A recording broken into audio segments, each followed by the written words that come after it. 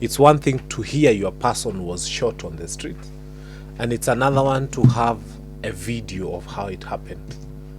Always. And they cannot, they can't delete it from all social media pages. And Kenyans will keep posting it. They'll keep remembering how their son was shot. I think there's only one positive thing that has happened for the first time since independence, or since we got this administration. At least the government has decided to pay the hospital bill for this young man. They've decided to pay the hospital bill for most of the victims who went to Kenyatta National Hospital. And they should, because these atrocities were committed by a government on its own people. So I must say thank you, because it would have been one thing now to also know that they have another burden to pay a hospital bill. Unfortunately, he will never come back. May he rest in peace. And this just adds to the list of number of young people that we have lost. Jeff, allow me to say something. I have had government operatives telling us that Kenya is losing a lot of money and lives during maandamano. But I dare submit to us here that Kenya is losing a lot more money in times of peace than when we have maandamano. Because you wake up one morning and you hear the e-citizen has lost 15 billion. You wake up one day and you hear SHA has lost 104 billion. You wake up one day and you're in a peaceful country, you hear a guy called Ojwang alienda akajigongesha kichwa kwa ukuta akakufa kwa police station. Abductions have happened. We have lost a lot of young people in times of peace. So I'm not saying we need violent upheavals. We don't. But at the same time, these violent upheavals are showing the government that there's a lot more violence being meted on us when we are peaceful.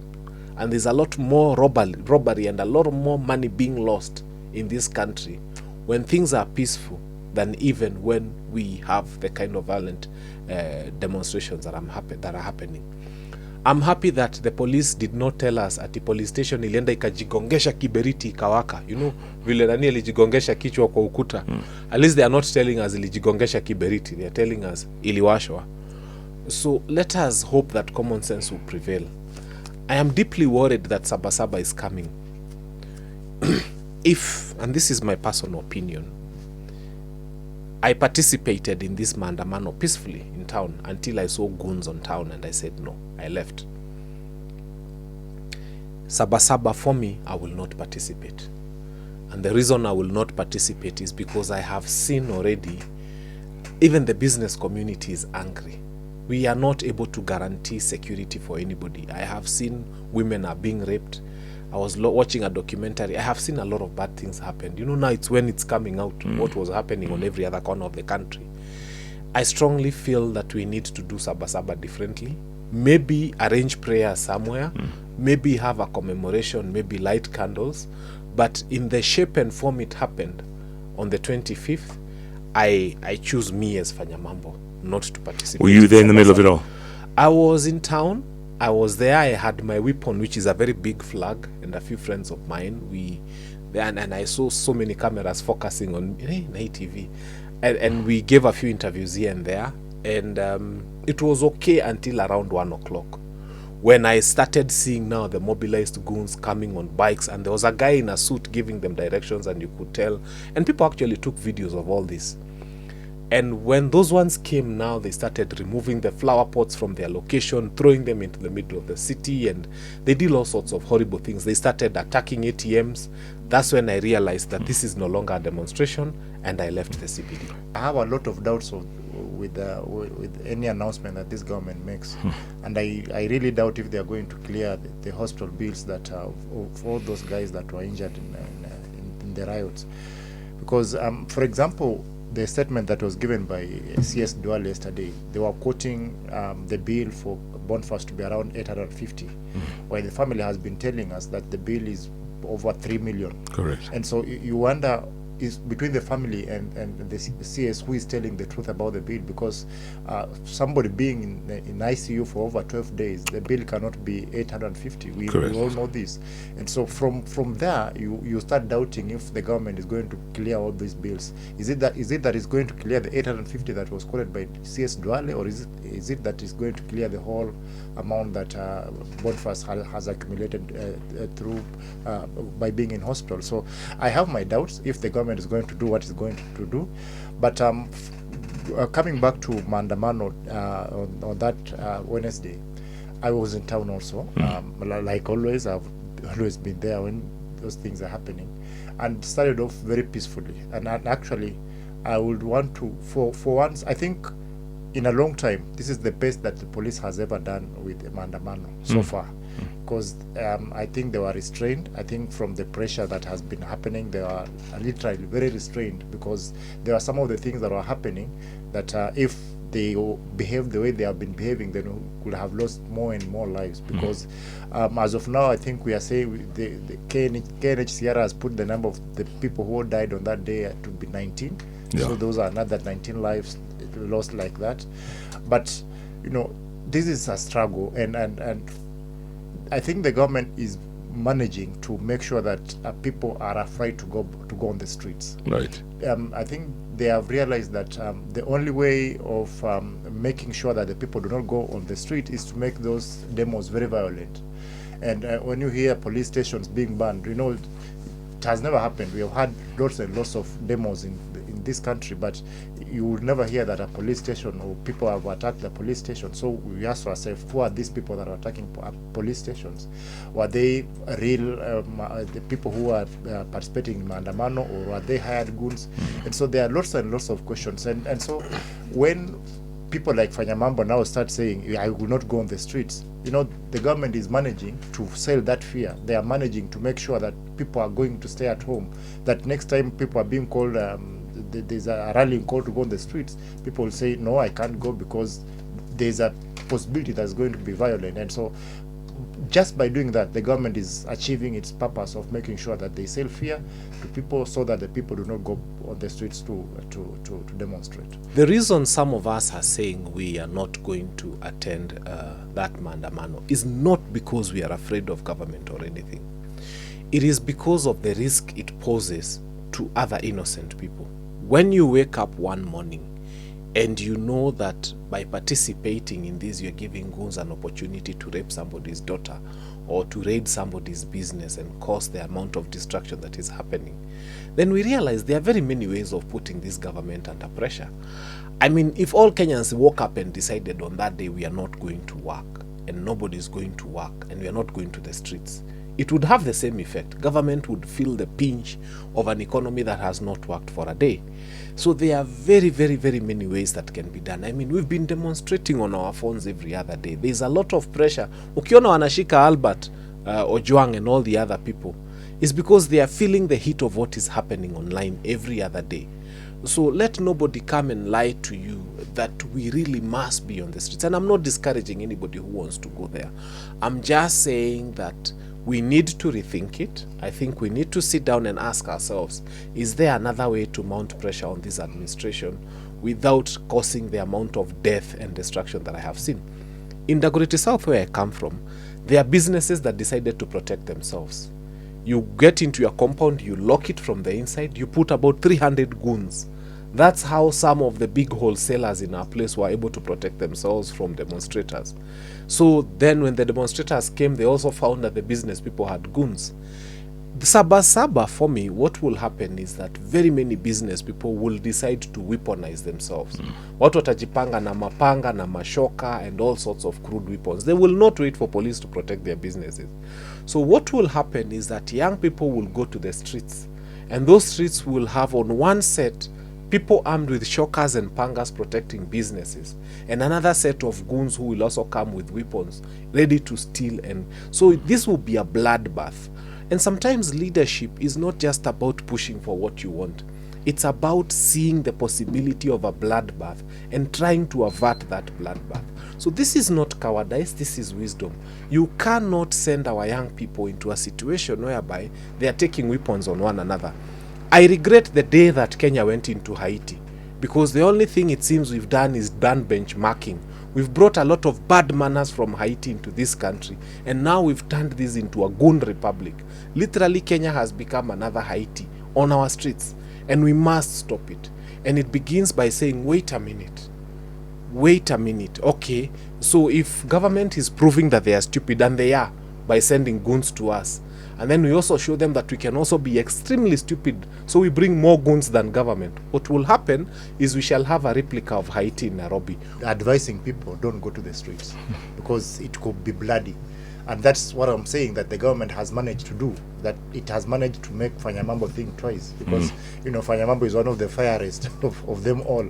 But if he says now don't, it means amejua kuna kitu inaweza happen ambayo ni mbaya. But that just shows you how our police is behaving, because you know, the government has the monopoly of violence. And so if the government is donating that violence to goons, then it shows you how the police are failing, because they don't want to protect the businesses, they don't want to protect their police stations, they don't want to protect all those things that they are supposed to be doing constitutionally.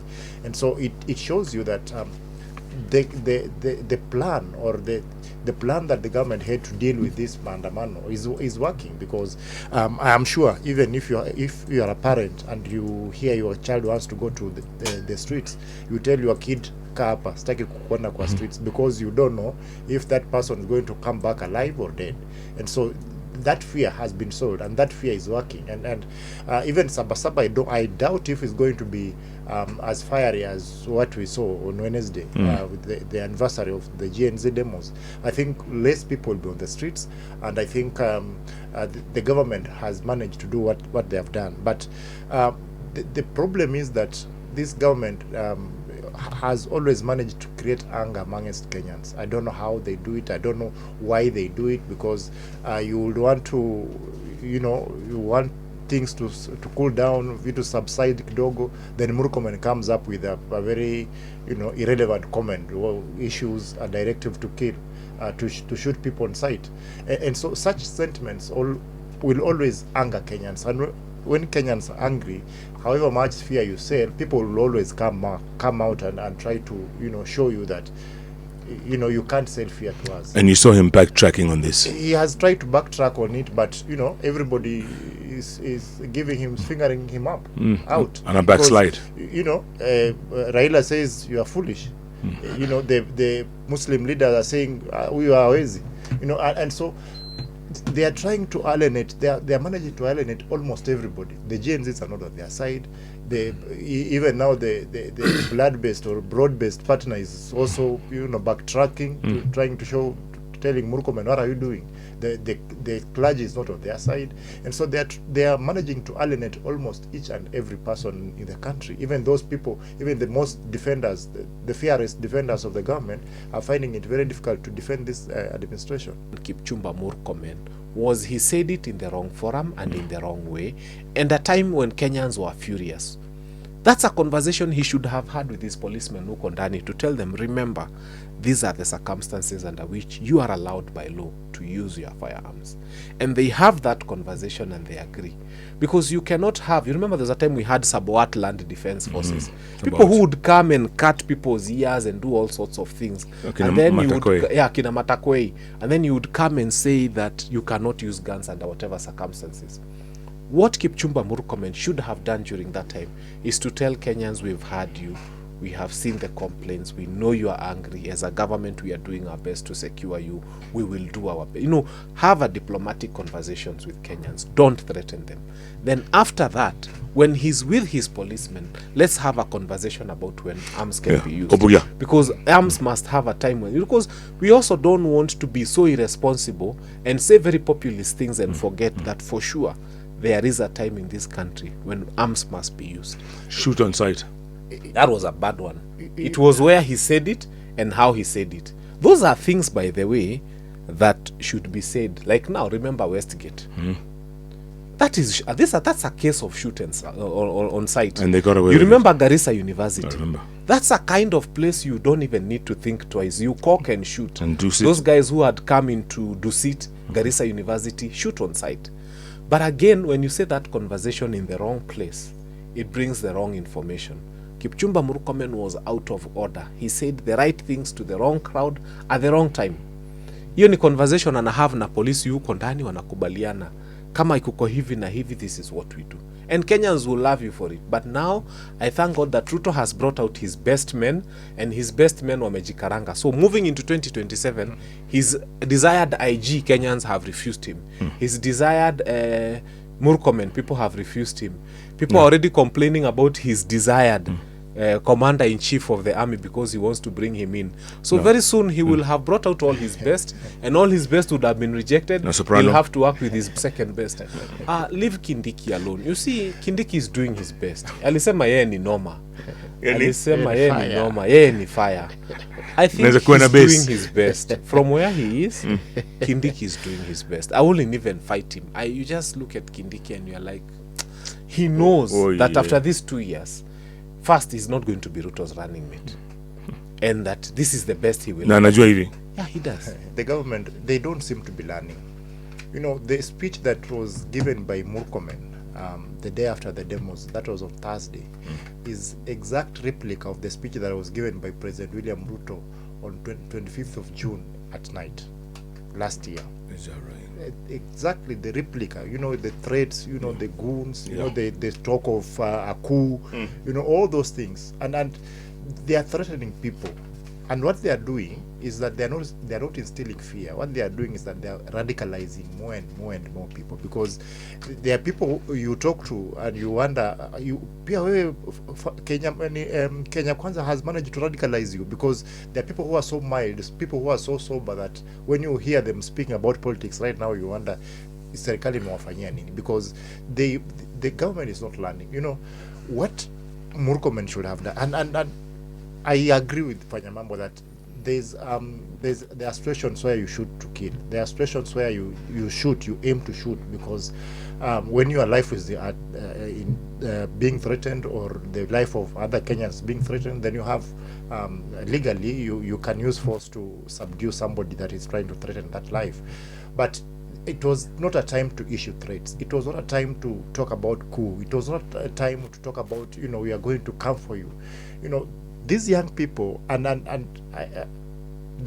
agree that there are people who are trying to take advantage of the demos and do all those things that they are doing. But these young people need a conversation. They need to be understood. They need to be talked to, not at. You know, you just have a conversation with these young people, because the more you threaten, the more the more you are going to radicalize. And the angrier they get. And the angrier they get. And these are people who have shown that they don't fear the government. You know, there are threats of being killed. You know, when they said, when you leave home, make sure you said goodbye, because you don't know whether you might come home or not. The people, those young people are writing, you know, their eulogies online and publishing them already, and saying we are ready to go and die. I'm leaving, and I'm not sure whether I'm going to come back. So these young people are not going to. You are not going to deal with them by giving them threats. No.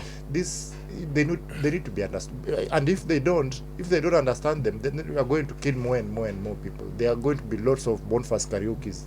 There are going to be lots of juangs, because and then the government is you know, they are being too prickly. You know, every small thing seems like it's disturbing them, because hata fanya mambo akipost kitu sahi, you know, an online post, they might come for him, because they are getting disturbed by very, very small things, and you know, they should just grow some thick skin. They become very petty. Yeah, very petty. You know, why would you abduct somebody for over 1 week because of a post that he made? And if you believe that he has breached the law, why can't you take him to court? Yeah. But there's something more horrible that is supposed to happen, which they are calling the Assemblies and Demonstrations Bill. Now, Kenyans, I want us to take this very seriously. I want us to do a list of every single member of parliament who is going to vote for this bill. If you are looking for somebody to send home, any member of parliament who, and we want it made public, we want to know who votes for this bill. Akina waomba, young people, wherever you are in your numbers, take a pen and write down the names of the members of parliament who are going to pass this bill. That is the only way. If Once- we are not going to fight with them, if we cannot stop them, we will try to stop them because it is unconstitutional. Once you do that, Just make sure they don't come back in 2027. you too. Yes, let me tell you, there's nothing that some of these selfish people hate than to hear they are not going to be muheshimiwa in a few days. Some of these people still are so gluttonous, so greedy. Mi kama kuna moja nasikia kutaja lakini sitataja. They want Taja. to do bad things today. Taja. They want to eat with government Has been today. sowed fear. Then they want in a few days, ikifika 2027, almost August, they want to leave UDA, join the winning party, join and then become MP again and continue oppressing people. Kenyans, we only have one thing. We will publish online the list of all those members of parliament who intend to pass this bill. We will make it known and we shall brand them as the enemies of young people and the enemies of progress in Kenya. Wewe kama MP unataka kupitisha your bill, pitisha, but at a cost to your current seat. It doesn't matter where you are, the young people in your constituency will decampaign you. They will tell every other person not to vote for you. Wewe utapata kura moja tu ya wife yako. Again, I tell government, when you do the right things, you don't have to think about regulating demonstrations. If, for example, this government was not abducting young people, if they had not told us Ojwang hit his wall on our head, would the demonstrations that were as a result of Ojwang having died have occurred? Those demonstrations would not have been there. If the government had not killed people last year, would we have the demonstrations that were there on the 25th? They would not have been there. Now they have abducted, now they are saying Diango is missing. We pray that he comes back alive. But in the unfortunate event that he came out dead, there would be other demonstrations by people who are angry about his death. Then the government is just keen on regulating those demonstrations. They are not keen on regulating their bad manners. If you govern this nation well, Kenyans will not have a reason to go to the streets. They are in fact not interested in going to the streets. It is an administration that is hell-bent on doing all the wrong things. And by the way, they have choice, but they just choose the wrong ones. They're excited about doing the wrong things. And if you want to know that Kenya is doing badly as a nation, I saw the other day a clip about someone who was being honored in Dubai for having made very many sales for apartments in Dubai. Kenyan. Yeah, no, he's a Dubai national. Okay. He, you know, the way you are employed as a salesperson. Right. So he was selling apartments in Dubai. And then he was asked, what's the secret? How comes you managed to sell such a great number of apartments and brought in so much money? I think more than 100 million pesa za huko. And then he said, Kenya. It is Kenyans who are buying apartments in Dubai. So these are the enemies that we have in this country. So kuna pesa yetu inaibiwa na government officials, because these are government officials who have actually bought, and it's been confirmed they are government officials, and they are buying property in Dubai, and there are very many of them who are doing that. And then when Kenyans come to the streets to demonstrate, instead of stopping your bad manners of stealing money from here and buying apartments in Dubai, you decide to regulate demonstrations.